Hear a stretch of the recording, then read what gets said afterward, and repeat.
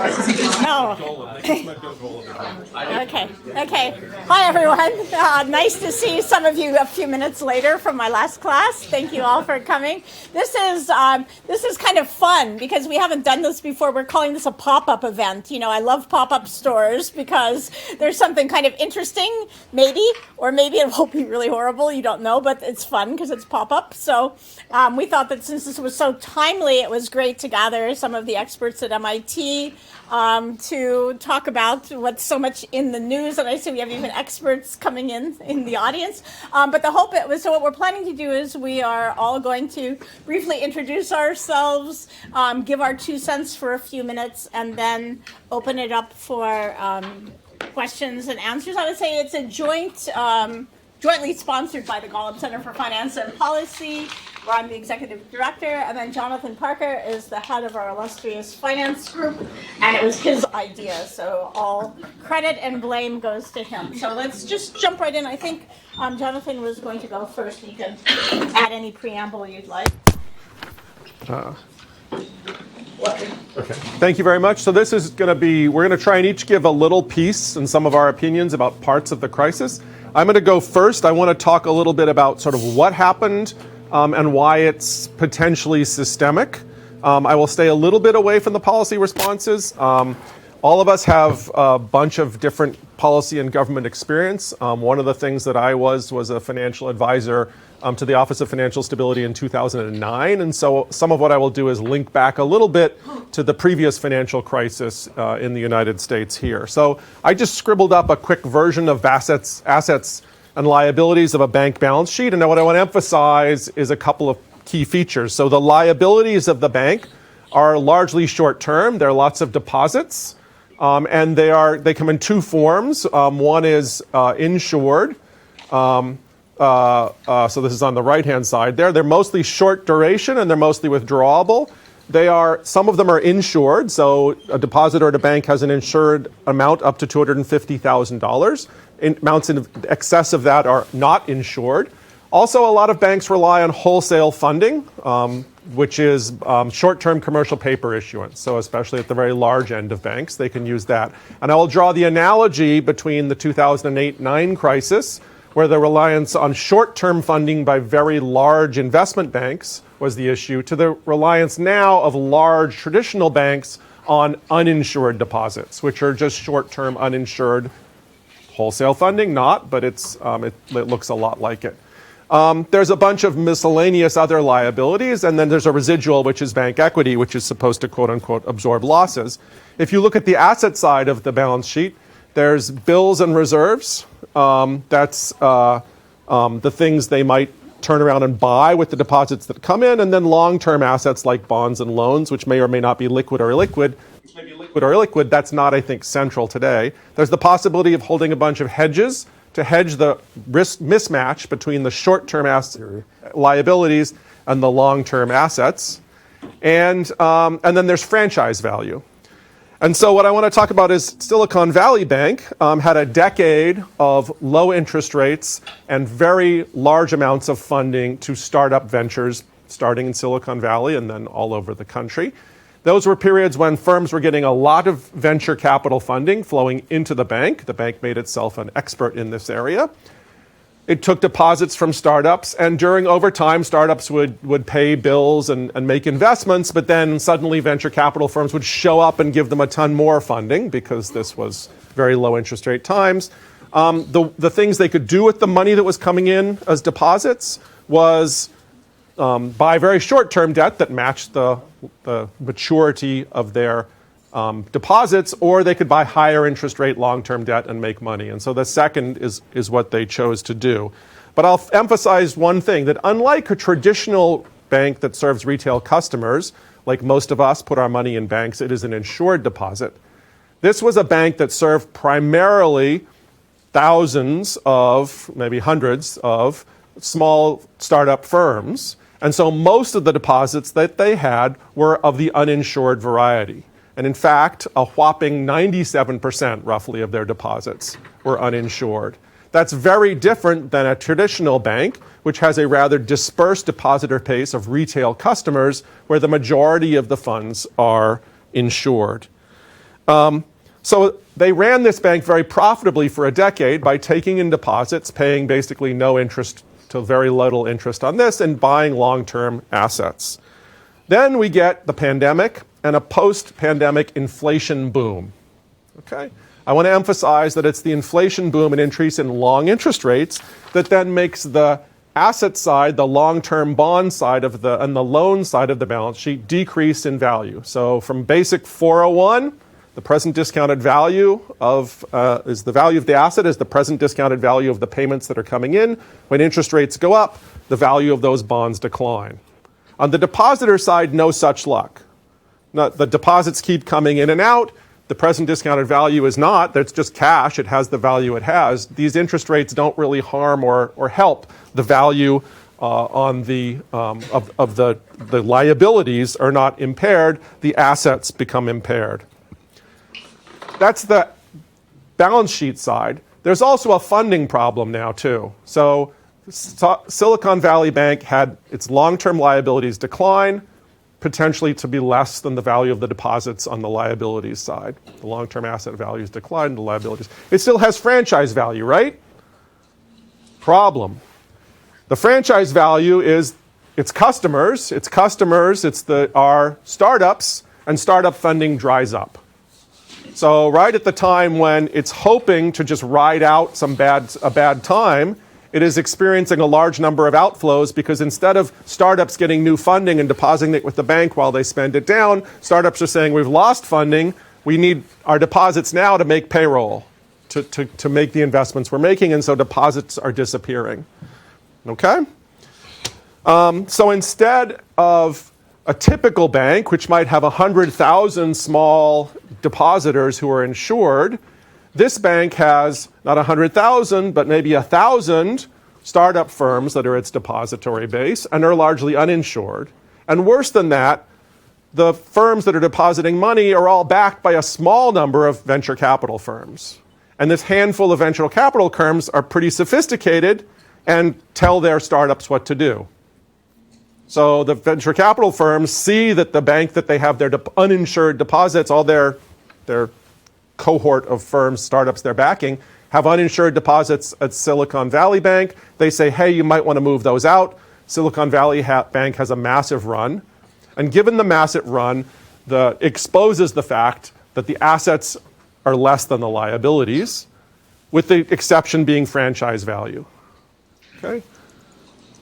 The question about franchise value is in the case of a run, when the Federal Reserve or the FDIC or some bank comes in or somebody wants to think about, do we save this bank or do we shut it down? In the world where you shut it down, franchise value is gone. All you're left with is assets and liabilities, and it's clear that Silicon Valley Bank is dead in the water there. If you save it, it has franchise value. And so over time, it might be possible that the earnings of the bank mean it's a solvent concern. And so the typical bank supervision and regulatory structure is supposed to guarantee that the bank is solvent, including franchise value, and in that case, lend to it when the crisis or run comes. If the regulatory supervisory framework thinks it's not solvent, even given its franchise value, it should be shut down. Okay, that's why, in order to provide that insurance, that lender of last resort, we need someone who's inside monitoring and regulating. We conclude by asking the question, why do we care? One bank. Why is this systemic? This is systemic because this balance sheet is not uncommon in banks. Under the asset side, I've written hedges. One thing the banks could do is hedge risk, like interest rate risk going up. Most of them have not. Most of them instead are holding long-term assets that have lost a lot of value. So that what we have is not a liquidity problem, illiquid loans, liquid deposits. It's a solvency problem. Low value assets, liquid deposits. Okay, so given the solvency problem, the Fed's going to have to ask, or FDC has to ask of any threatened bank, or the markets are asking of any threatened bank, is it the case that given the franchise value, it will be supported and left to live, or will it not? Okay.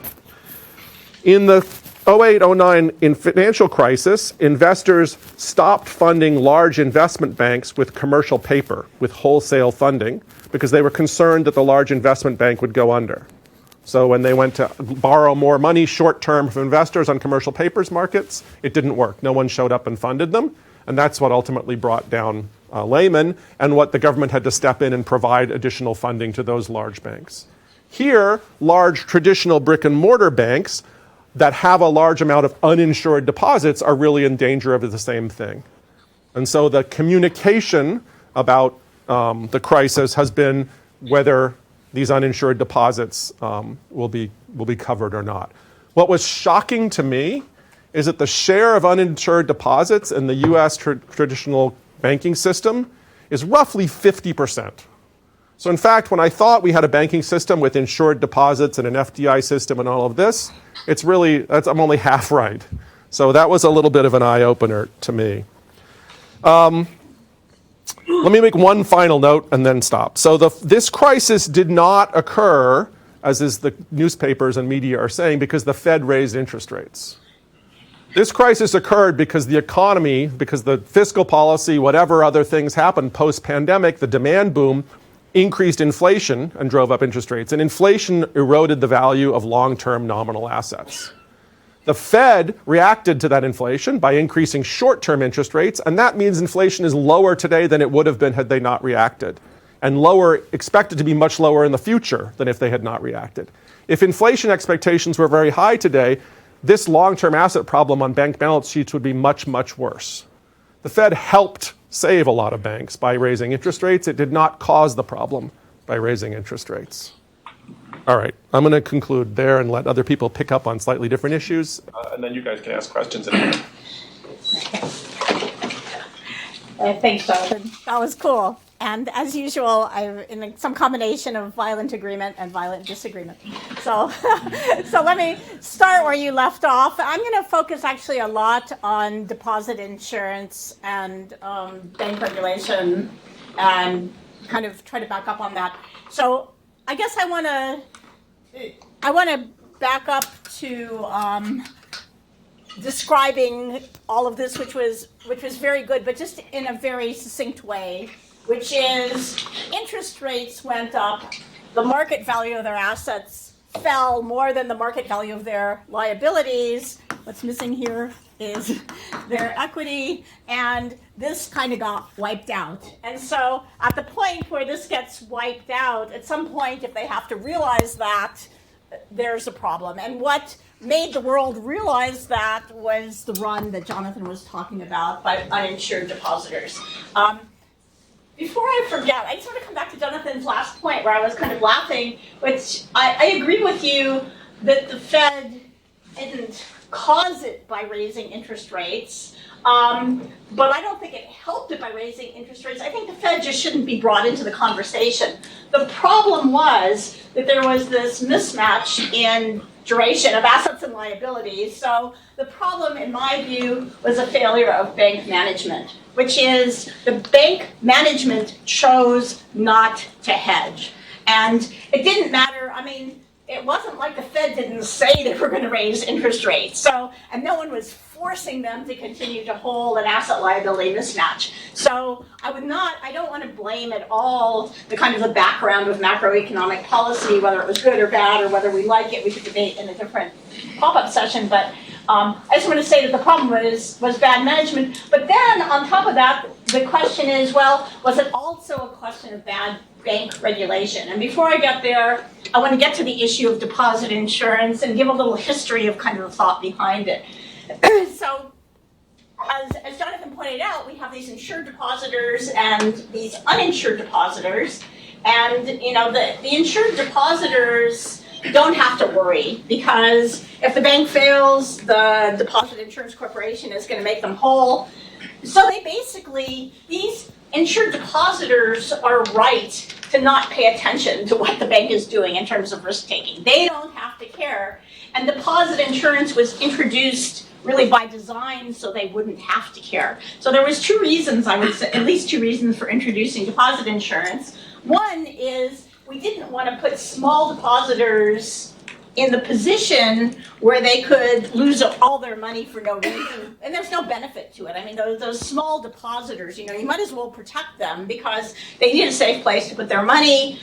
They're not very good at looking at the bank anyway, so that's great. So we set a limit to the amount that you can have in insured deposits on the logic that large depositors actually affirmatively should not be insured. And that's what I really want to emphasize, which has been a lot lost in my view in the current press accounts, which is the idea, okay, so why would it be a problem in general to insure all the depositors? Well, the reason deposit insurance is potentially problematic if you have too much of it is that because insured depositors have no incentive to monitor the bank, they're going to get paid anyway, then there's no one other than the regulators who are worried about the risk-taking of the bank. So the idea of limiting deposit insurance was, well, for one thing, it's going to protect small depositors. I should have also mentioned that the other big reason to insure deposits is to prevent bank runs. So bank runs are systemically destructive. So deposit insurance also stems bank runs. But we don't want to stop all bank runs, if you will. I mean, we want to still have some discipline from uninsured depositors who are watching out. And if uninsured depositors, in fact, do see too much risk, they're the ones who are going to be disciplining management because they'll stop management from taking too much risk. You all know I teach derivatives, so I have to say there's also something that I've been hearing in the press that I find very alarming, which is the idea that equity holders, were punished by all of this. In fact, they did lose their money in this instance, but if you insure all the deposits, equity becomes very much a call option. And when equity is a call option, it means that management working on behalf of equity has every incentive to increase risk. So who's hurt by risk? Who does risk hurt? It hurts uninsured depositors. Who does it help? It helps equity holders. This brings the main point of deposit insurance is the good thing is it prevents bank runs, it helps small depositors. The bad thing is it creates a moral hazard problem. And exactly that moral hazard problem is that bank managers, if they're acting primarily to the benefit of their equity holders, they are going to take risk if no one stops them. This is the original reason why banking systems became so regulated is as soon as you introduce the institution of deposit insurance, you have to start worrying about excessive risk taking. So that excessive risk taking on the insured deposits is going to it's going to cost the government money, but it's also just going to cause too much risk taking in society. So that's my 2 cents on kind of the history of all of this. So my concern about what we're hearing is this idea that we absolutely had to bail out the uninsured depositors. Now, it isn't so clear to me that that was true, because something that's happened in the world is we've started to say every time something blows up, the regulators need to come in and fix it. Not clear. The whole idea of market discipline is that the big guys should be, the large uninsured depositors should be able to take care of themselves. Why might we bail them out? Well, we might bail them out anyway, even though they should be able to take care of themselves, even though they should be providing discipline, if we think that the failure is systemic. And I guess I'm interested in what my colleagues have to say about that. But it wasn't at all clear to me that this was a case of risk that was going to spill over into the entire world, the entire financial system. I mean, it's true, it was really painful for Silicon Valley, for the startups that were depending on these banks. So I don't want to minimize that that had costs. But there's also, I think, a lot of cost into leading the world to think, well, we really don't have to worry about bank risk because the regulators are going to bail us out. So I'm gonna stop there and turn it over to Eric, who may have a very different view of all of that. So my background is I was a bank supervisor. So I'm an economist by training, but I headed bank supervision and actually was involved in closing quite a few banks in New England during my time as president of the Federal Reserve Bank of Boston and as head of bank supervision. So I'm batting cleanup in part because I want to talk more about the supervisory, regulatory, and management issues. And I would certainly amplify on this was really a management mistake. So this was not a small bank. It was $200 billion.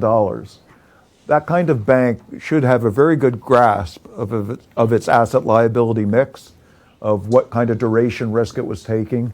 It would certainly be aware that most of their depositors were in the private equity sphere, as was highlighted, and that a few private equity firms probably influenced a variety of their depositors who were firms.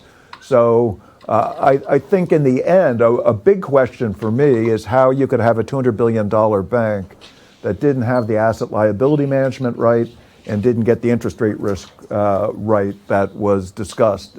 In fact, even at a community bank that has a lot less zeros around their assets, we would normally ask questions if they were taking a lot of duration risk by buying long-term securities and either MBS or treasuries and funding them with deposits that we knew were uninsured. So my first big question is, how could management have gotten into this position in the first place? The second question I'd have is why it wasn't a little bit pursued more aggressively by the supervisors. So there are two ways that supervisors would know about this.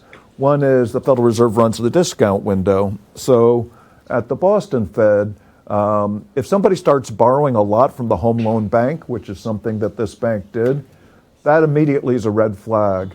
If the bank grows really rapidly, that's immediately a red flag. If it is uninsured deposits predominantly, that would be a red flag. So presumably, the discount window should be asking what-if questions, even if the bank management isn't. So if they get into trouble, you have a plan B. That plan B is normally to have someone else acquire them.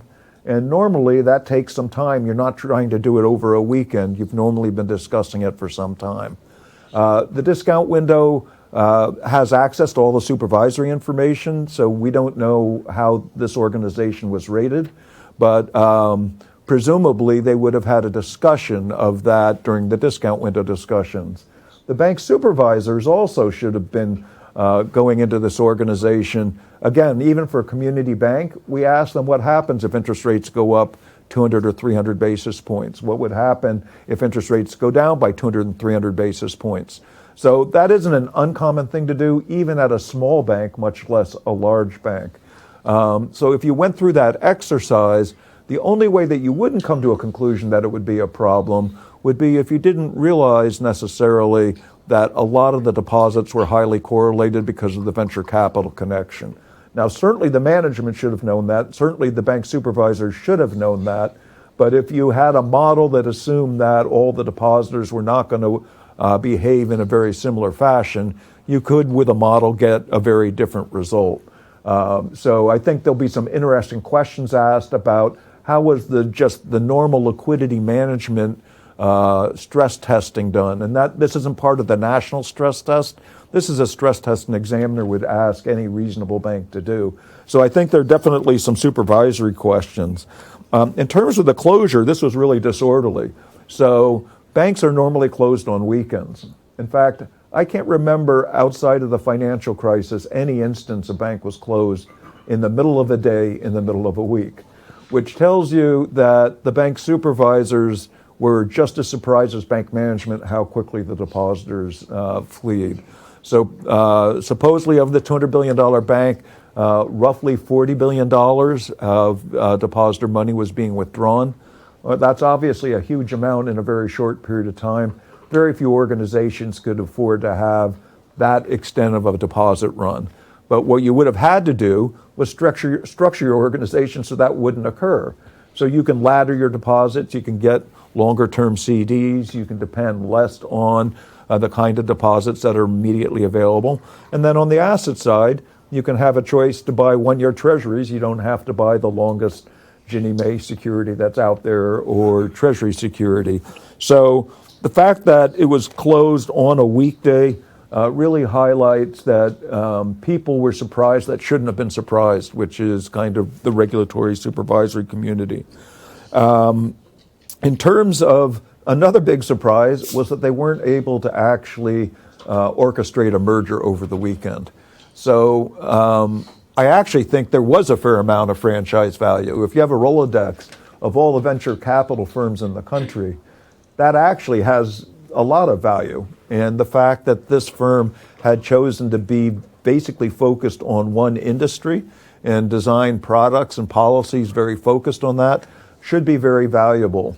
There are a number of reasons why they may not have been able to do it over the weekend. One, the very largest banks, I don't know the particulars of the bid package, but my guess is the largest banks that have more than 10% of the deposits would not be allowed to actually bid. We have a regulation that doesn't allow a bank to do acquisitions if they have more than 10% of deposits already. So if you think of a $200 billion bank and who's going to be able to do the acquisition, you're kind of ruling out some of the largest entities because you're worried about some of the banks being too big. If you then look at who else is big enough to possibly swallow a $200 billion bank, you're talking about large regional banks. And large regional banks were experiencing a run and are still experiencing a run.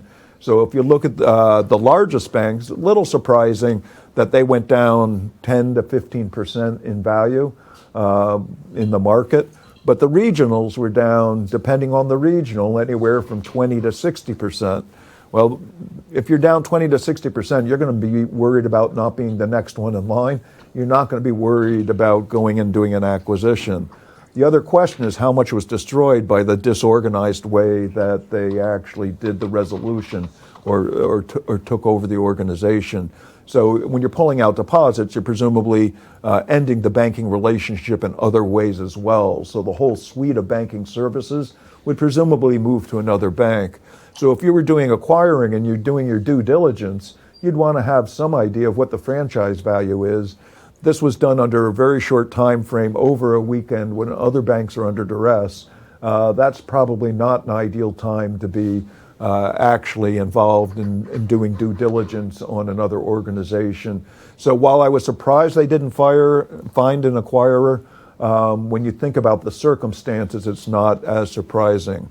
One thing that I disagree a little bit with Debbie on, and I'm sure she anticipated this disagreement, was in reality, large depositors very rarely lose.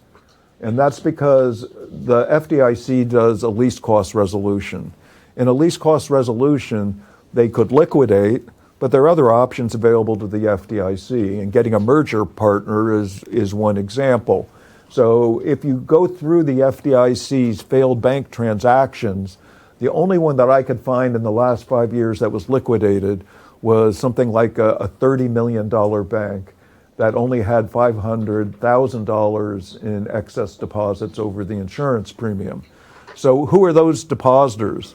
If you look at the list of depositors that end up taking losses, it is usually municipalities that aren't monitoring their bank. It's usually doctors' offices, dentist offices, and lawyers' offices who keep fairly large balances and are just not paying attention to the financial condition of their bank. So for those smallest entities, while they sometimes take losses because there's no franchise value, it might be a small little bank in the middle of Maine, and nobody sees much franchise value. For the most part, the people that take the losses, I don't think are actually doing much monitoring. So in practice, I'm not sure there's as much monitoring. In this case, there were certainly venture capitalists that were doing some monitoring, and some of them did encourage their firms much earlier to pull out. The problem, I think, is that when it became apparent to enough people that there was a problem, they all pulled out at once. That's not a very desirable feature. And even for most large bank transactions, large depositors never take a hit because the least cost resolution is always either a merger or at least a deposit transfer. So if you go through the FDIC list, every single bank transaction since the financial crisis, all the large depositors are made whole. So in reality, another reason why large depositors might not provide market discipline is under the least cost procedures of the FDIC, they should anticipate that in most cases they're actually going to be made whole. So the incentive to actually do the monitoring is probably not as great as many economists think. In terms of the losses, the equity, I completely agree with the option value of the equity. Nonetheless, this was a risk that you're not going to get much benefit from. Taking an unhedged duration risk is not something a large bank normally would be expecting to do.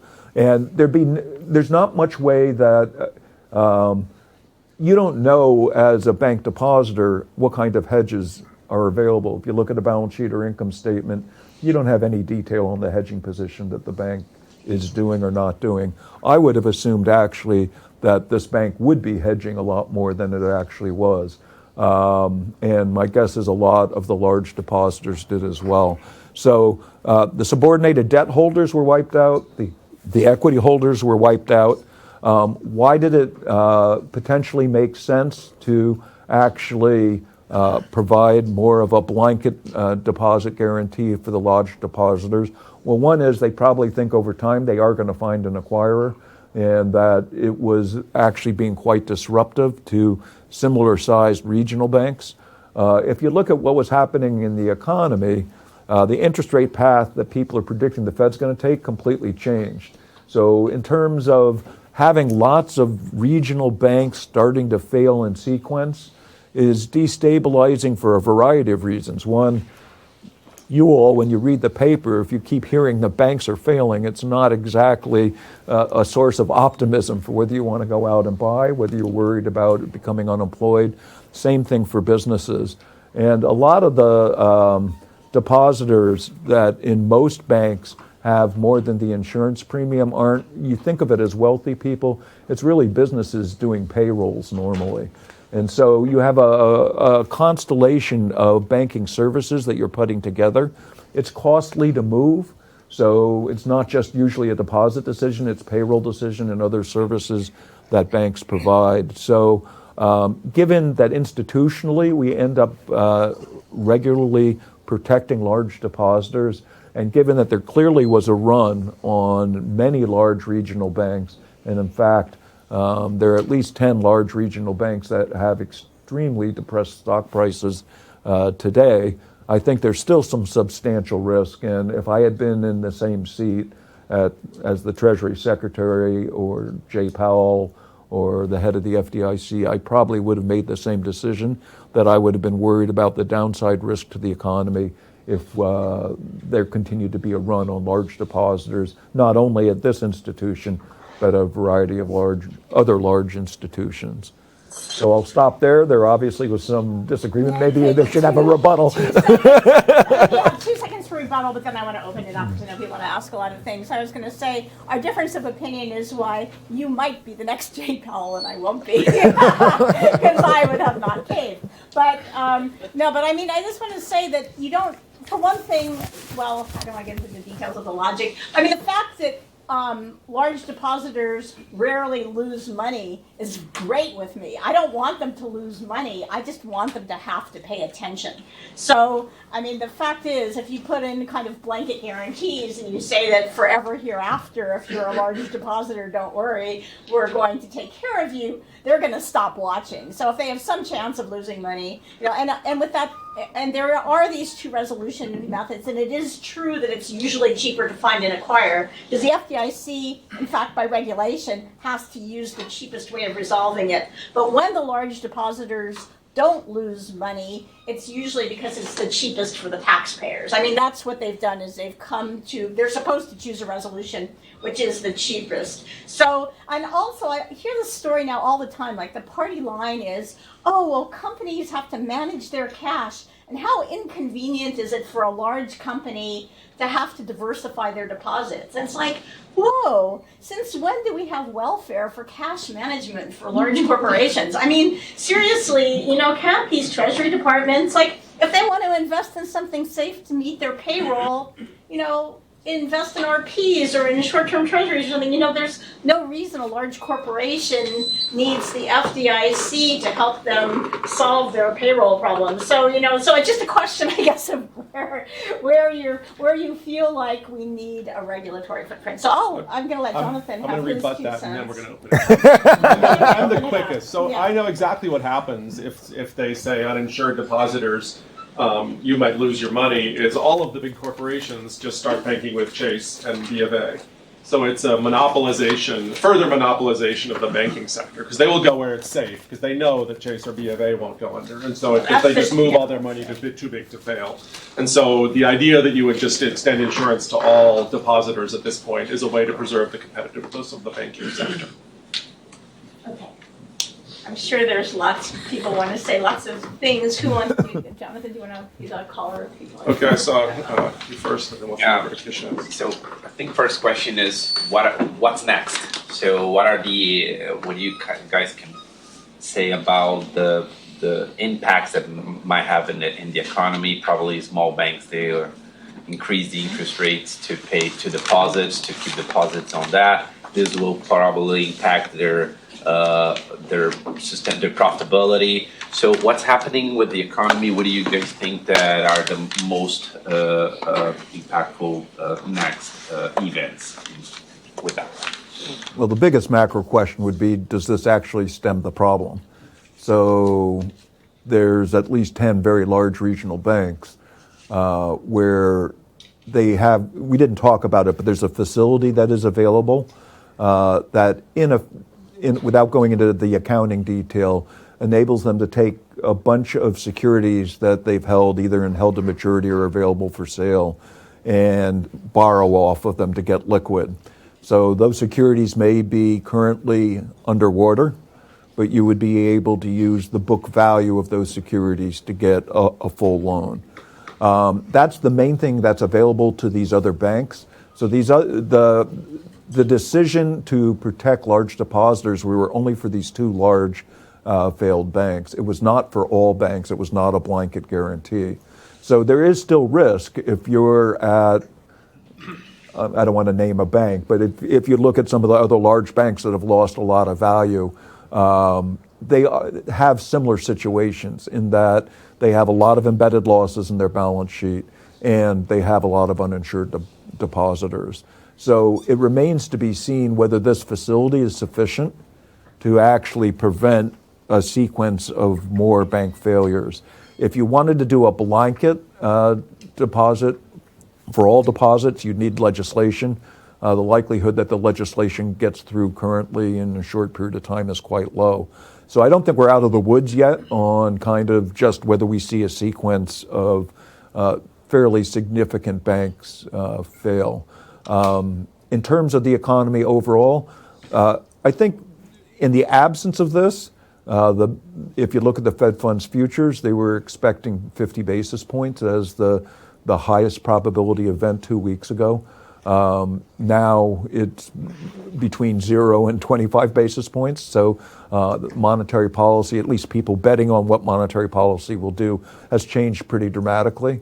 I think the real question facing the committee is when you have a financial shock, to what extent does that end up causing the banks to stop making credit widely available? And so it isn't even just the cost of credit, it's the availability of credit, that they know they're going to have supervisors looking over their back. They know Congress is now going to be very focused on this issue. A natural thing for a bank to do would be to take a lot less risk. That means extending less credit. That means not taking as much duration risk. That means a variety of things that in total might actually not be great news for the economy, particularly since regional banks are primarily focused on mid-sized firms. So I think that could be a challenge, and whether you think this financial stability shock is going to cause that retrenchment of banks is going to be important. If you thought it was really going to be important, you wouldn't want to keep raising rates. If you thought the shock was going to go away and wasn't really an issue, then you'd be concerned that the CPI release that we had today was still way too high. So then you might still be advocating for aggressive rate increases. So I think calibrating something in real time is a real challenge for policymakers, and that'll be some of the debate that the FOMC will be having next week. Take one quick version. So an estimate is that roughly $2 trillion of bank assets were wiped out by the sort of the high interest rates, and that's on hold. That's on accounted for on a hold to maturity basis, means it's not really reflected. And so anytime there's a huge hit to the bank equity, asset side, the equities decline, banks need to sort of rebuild that. So it might be that banks were ignoring that, regulators and the supervisors sort of ignoring it, and now it's extremely salient, and so that might put the brakes a little bit on lending going forward. And it's one of those things where in the time of crisis, you want to get tough, but that's exactly when banks maybe need some little bit of leniency to try and recover. So it's it'll be a difficult path for the supervisory committee to walk down, because further stresses on a lot of the banking sector could hurt the economy and then have a bit of a loop. But it also could just go away pretty quickly. I think as Silicon Valley Bank was pretty unique, both in the share of uninsured depositors and in a very concentrated client base, and in not hedging it. We don't yet know why $2 trillion does not pay attention to the actual interest rate swaps on balance sheets, on banks' balance sheets, because that's opaque. So that's the good news, is they could have all had it hedged. The bad news is the market can't see that, and when you can't see where the losses are, you worry about everyone. I have to give it, I'm going to try to do it in 30 seconds. So it's kind of saying the same thing, but from a slightly different perspective, which is I think what's going to continue is a debate over whether there needs to be additional regulation or whether this was a problem with the oversight of the banking system. My personal prediction is it's just going to blow over. I don't think that the other banks were as exposed. I feel like that's the communication that we've been getting from the regulators, that they think that these banks were particularly profligate in bad risk management. But there's something I wanted to say to the group, which is bank accounting is a mess. So my own view is this whole, we've been referring to all these things that probably don't mean anything to most of you because it's so jargony, but like this whole held to maturity accounting, I don't know if you know what it is, but it means that banks can pretend that something that's only worth 50 cents on the dollar is worth $1 on the dollar if they say they're going to hold it to maturity. So mark-to-market accounting has been imposed by international financial reporting standards on a lot of institutions. It hasn't been imposed on banks because banks not only are regulated, but they're protected by regulation. And so we have this very distorted system. Or, why are derivatives, why can't we see the hedge positions of these banks? So for instance, Fannie and Freddie have consolidated their derivative positions onto their balance sheet. So we can see. So, so it's very interesting to me. There's this insiders, once you're a regulator, you're just thinking inside the box of the existing rules and how do we deal with this immediate problem inside the box of existing rules. But if the rules are kind of messed up, I doubt this is going to happen, but I hope that what happens is there's some rethinking of some of the rules that are so distorted rather than just layering on top of it new regulations. Okay. You could put it succinctly as the market called bullshit on mark-to-market, hold to maturity accounting, yes, and regulators should too. Yeah. Tanya? Sorry, Keyshawn, I said next, and then Tanya. Okay.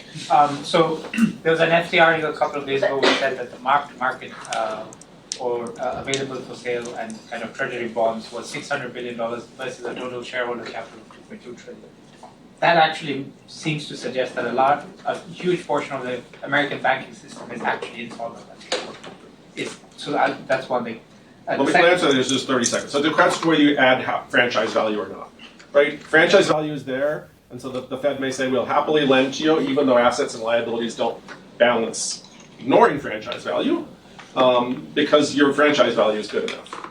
Okay. The next question was the 1-year liquidity window that they've just announced. That seems to be a form of quantitative easing in a way, or at least a bailout, indirect bailout. Could you comment on that? Well, I'll answer the second, that I'd view it as a way to liquefy the held-to-maturity portfolio. So if you have a held-to-maturity portfolio whose value is well below market and you're worried about a deposit run, you can't sell out of that held-to-maturity. If you sell one security out of the held-to-maturity, everything gets marked to market. So then you have to book the losses. So from the bank's perspective, they've kind of taken what they don't think they were going to need and put it in the held maturity account so they didn't have to worry about the fluctuations on interest rates.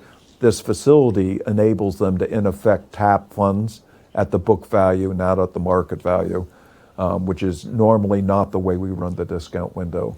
But what it's doing is it's providing additional liquidity that banks wouldn't normally have. So I don't know how actively it's going to be taken up I don't know that the purpose is very different than quantitative easing or tightening. So it may mean that they make a bunch of loans, but I think it's for a very different purpose. And you could offset it with other purchases or sales that the Fed does. So what it means for the balance sheet is unclear. I just wanted to ask, for a bank which has this much amount of deposits, you are kind of reporting your liquidity position to the regulators and telling what your liquidity coverage ratio or deposit rollover is. So wasn't there some red flags that you could have seen already as a regulator? Yes, they should have been seen, and the liquidity coverage ratio I don't think applies that far down the bank size distribution. And that was one of the changes in the 2018 law. So it had been that any bank over 50 billion would have been required to file all those forms. It was raised to 250 billion. So that's why some people are concerned that some of the deregulation that occurred, I don't think it's the whole story by any means, but had they been filing reports, had they been going through a regular stress test, they might have been forced to confront how much risk they were taking in a way that not only the supervisors would see, but other people would see. So you might blame, like, Randall Quarles was the person who was on the Fed board who was pushing all this deregulation and say, oh, it's just one person's fault. But if you look who's on the board of Signature Bank, who went under New York over the weekend, it's Barney Frank. So I think it just raises the question of whether even those who know a lot and really think hard about bank regulation and monitoring banks can get it right. Yes. On the topic of bank regulation, so do you expect to see any new legislation following this event? And if so, what do you expect to see? Can we give an I don't know? We don't know. I mean, Congress is pretty gridlocked. Dodd-Frank was, it happened because it was such a huge crisis. This isn't I think none of us think it's going to be a huge crisis, and I don't think any big legislative change will happen. The huge banks are going to be very happy because there's, over time, a lot of big deposits are just going to move to the Chases and B of A's of the world, and they have a lot of lobbying power. I would say the supervisory process may change for these organizations, and you don't have to go through a national stress test. There are lots of other ways to stress the portfolio. The Board of Governors is currently doing an investigation of why they didn't catch this earlier. I'm sure there'll be plenty of other organizations looking into this as well. So my guess is the supervisory process actually does change, and regulations that are adopted by the Fed may change, but the supervisory process, I'm very confident, will change. And that's probably a good thing. They should have caught this. One more thing on the point Keyshawn brought up that hasn't come up, which I think is really important, is it a bailout? And I just want to put in my 2 cents on that. I'm a bailout hawk, but I don't think this is a bailout because I believe that the FDIC is putting their funds into, basically the losses are coming out of the FDIC, and that is funded, and basically the banking system, if the FDIC runs out of money, taxpayers are not in the next loss position. It's the collective banking system. So, I just want to say that we use the word bailout sometimes a little bit lightly. I think it's interesting that the banking system thinks it's in their own interest via the FDIC to clear up this mess. And I mean, that's a kind of a positive spin on the whole thing, which is banks very much don't like runs on banks. And even without regulators, they have a lot of incentives. Anyway, I promise to be short. There is, I guess, yeah, go ahead. So on the topic of regulation, does or has the Fed had a blind spot to banks' interest rate exposures? Yes! And there may be 3 things I wanted to mention in particular that maybe you could comment on as part of this. One, under Basel III, the risk weights for capital requirements seem to impose a 0% requirement for all treasury bonds of all maturities and seem to be completely determined by credit risk exposures instead.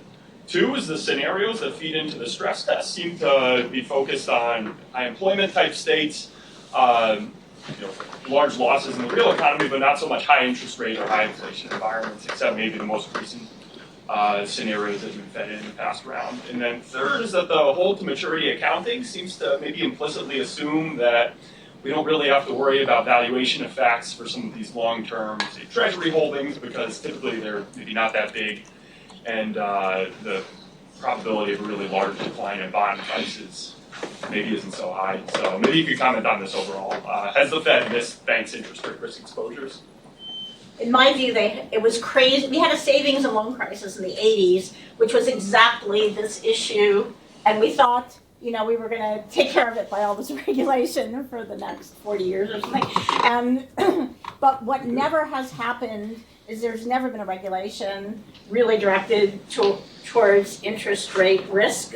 Most of the focus of Basel and all is on credit risk. And it's, in my view, the stress tests are rather holistic, but there's no directed view on interest rates. I think regulation should be rethought to be holistic between credit risk and interest rate risk, and to isolate interest rate risk and make banks explicitly report on that, which would also bring all the derivative hedges to the fore, because then they would say, yes, we have this risk, but we've hedged it with a swap. So, yes. Just a couple comments. So the stress test changes every year. Most stress tests are very deep recessions, which normally are accompanied by lower interest rates. There was a stress test that they did that assumed that Treasury rates actually went up, and that was because people lost confidence because of the large deficit in the U.S. government. And in that case, the interest rates went up. It actually had a big effect on how stressful it was to banks. Banks also have liquidity management. So when you look at what a bank supervisor does, they look at capital, asset quality management, earnings, and liquidity. And liquidity doesn't have to have it is looked at, it is stress test. I don't know why it didn't catch it in this case. So it's not part of the global stress test, but it is part of a standard thing that bank examiners would do as a matter of course. We're just thinking we should wrap up. Maybe we can take. People need to leave. Just come down the front if you have one or two more questions. We can talk to people for a few minutes. So some of us have to go teach classes. Some of us have to go attend classes. It's great that you guys came to this. Thank you very much for coming. I was really Thank you. Bottom line, finance is fun again. It was always